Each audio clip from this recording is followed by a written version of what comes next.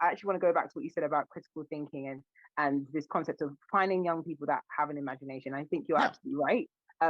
But what I want to do is a little bit further than that, and it's actually to create the imagination within the child, as in to awaken within. I think every child or many children have it more than have been allowed to awaken it within themselves. So how do we bring that about? Bring that curiosity about, because one of the things you hear time and time again as we speak to these organizations is that the education system in Nigeria specifically, I know someone was speaking about this, is mostly about repetition, rote learning, but and doesn't give them a chance to think. They're told this is the information and knowledge you need to take in, and there's no conversation around that. There is no critical thought around that, and so by nature, the education system already isn't creating thinkers. It isn't creating problem solvers. It's creating people who will follow the rules and will continue society as is. And it brings me to the thought that everyone says, we're waiting for the old leaders to die out. We've been waiting for 100 years. So as we can see, that is not how it works. And so in order to actually bring about change, we have to change the system and how we're bringing our young people up. And so critical thinking is key. And as you said, science does that. STEM in general absolutely does that. And so because we have to solve problems, it isn't just about being able to code. That is the least of my issue. That's not what we're trying to do here. Is how will that coding solve a real problem within our society? Yeah. You have to think first before you can do that. Yeah. So yeah, absolutely agree. See, human beings are naturally imaginative. Okay. Exactly. Adults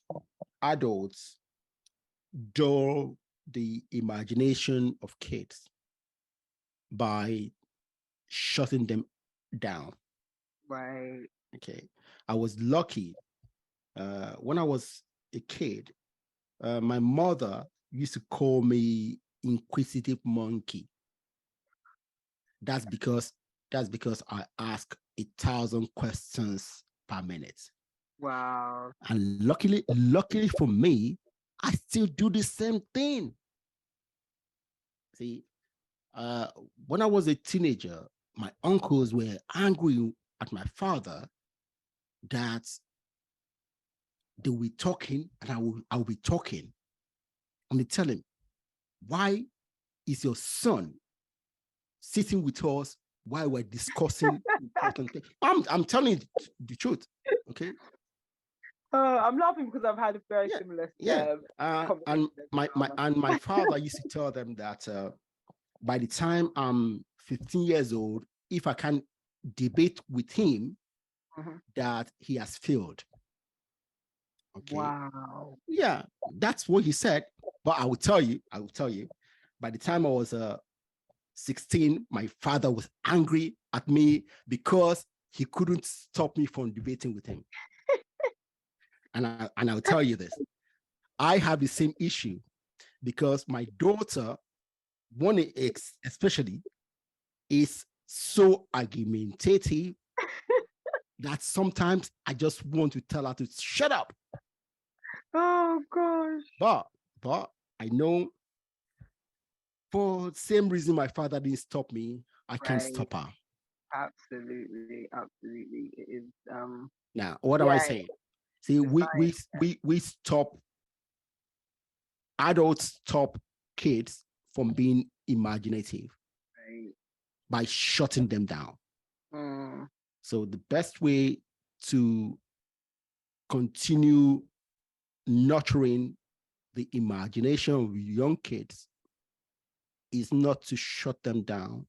Absolutely. If we don't know the answer to the thousands of questions they ask, all we need to say, why don't we go and find out? Exactly. Okay. Maybe we won't get the answer today, but let's continue searching. And one day, hey, we'll find the answer.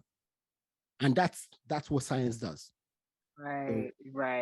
I really I loved your story about your own like experience. It reminded me, I was laughing because it reminded me of my own experience as a child. I remember I used to go to the hairdressers with my mum, and I was very young, and I had no problem with speaking to the other aunties there.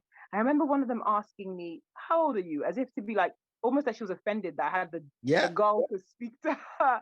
And I told her, I can't remember how old I was. And I asked my mum later, "Mum, why did she ask how old I was? What did I have to do with anything?" My mother said, "Because you were brave enough to speak to her." Like, it was surprising to her that a child would dare to be in that space with adults and join the conversation. It was almost offensive, maybe even rude to It her. is. It is for I adults. had to go Yeah. to join the conversation that I thought was particularly interesting. So I chimed in. And it's obviously because of my parents allowed, I didn't understand the issue because my parents had no problem with us bringing up our thoughts and our fears or anything like that growing up. Yeah. So I really do encourage parents to be okay with being uncomfortable, because it wasn't comfortable for my parents to have children that could ask them, "But why did you do that, Dad? Based on what you said, Dad, that's not how we should be acting." Very uncomfortable. Like, but it has made it has, like, they're very proud of who we are today as a result. We do not just take anything as it comes just because. But that meant that they were uncomfortable for a good portion of our childhood. That we would question everything. So yeah, I do encourage parents that want their children to make a difference, to do something significant. You have to be comfortable with being uncomfortable with your children, asking why, or questioning your decisions or the things that you do. And it has to be said. Actually, my parents actually specifically said that we could do that. So an example of that was we're a Christian household, so anything in the Bible was like key. But my father would always say that whatever it is that you have concerning anything we do, if we say that the Bible goes, let's say, and we are doing something else that what you're not sure about, explain, tell us, say to us. So in our house, we had the right to say, "Dad, you said this. Based on the Bible, this is the case. So why are you doing this?" Very uncomfortable, but they gave us the right to do that. That's great. And that's what we all need to encourage as many parents as possible to do. Now, it's not gonna be easy, because one, that's not how adults are. Okay, exactly. We as adults, we are rigid. So anybody who is not as rigid as us, we find them uncomfortable. Okay. And secondly, our society, okay, we have these codes that doesn't encourage kids to step out of line. Right. Okay. Yes, it had its uses, but now we need to begin to reverse that. Okay.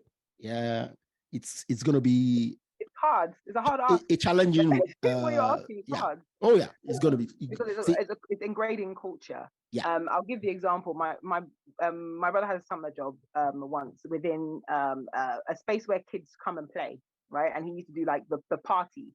You come and you bring you're like a bunch of kids, and it's a party atmosphere. And he could distinctly tell the difference between an English child's experience and an African child's experience. They both were coming to the same party, but if it was the birthday of an English child, their spirits were high and they were excited. The African child, if he was doing the party, he said it was so difficult because he said, for some reason, the words he used, like, for some reason we break their spirits. Like they had, they were uncomfortable with the playing. They were uncomfortable because it's like, oh, has mum given me permission to be in this space, to be comfortable and things like that. There's a freedom that we take away from our children this is a very young age. These are parties.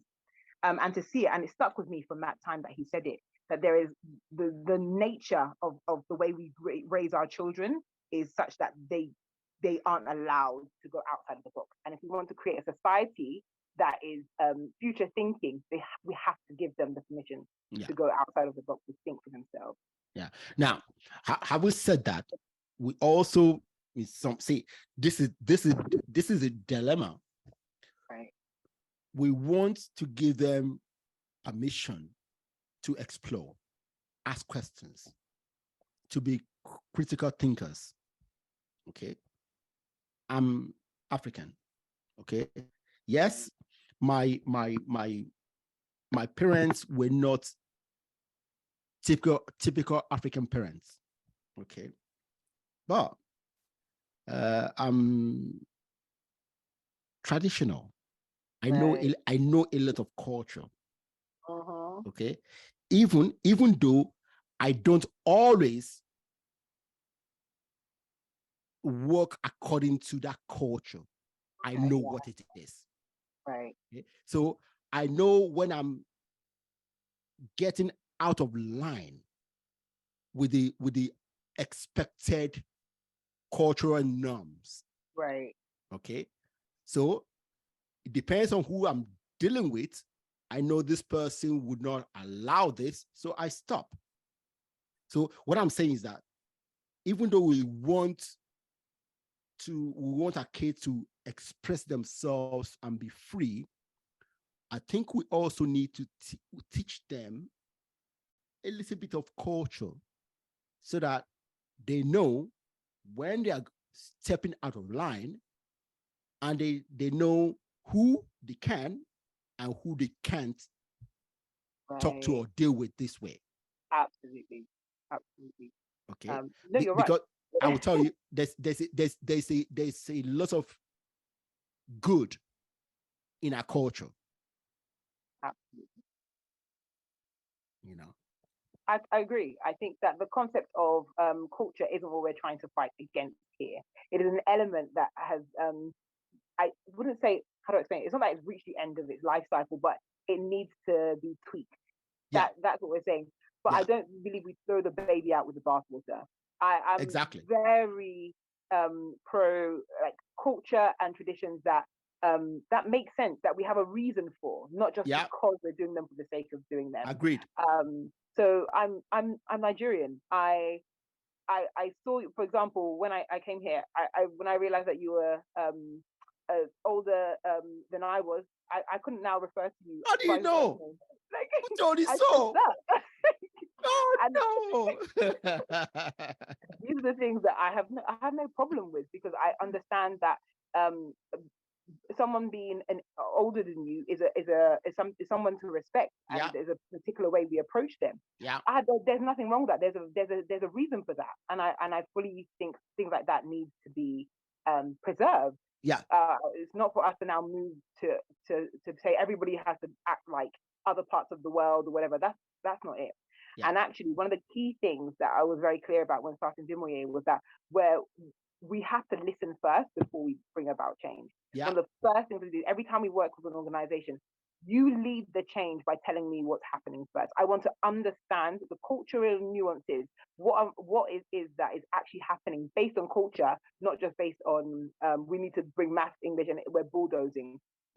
One key thing that we did in our earlier projects was have someone called like a cultural consultant, like somebody from that region, from that area, that would tell us, why are we doing things in this way? Is there a cultural reason that underpins this, so that we can realize, okay, what part of this would be in a respectful way to approach this, to bring about change, absolutely, to bring about growth, but without being offensive. It's a very Western perspective to come and say this is the right way of doing something, and you take it or leave it. No, we're working together, and there has to be compromise. So I agree absolutely.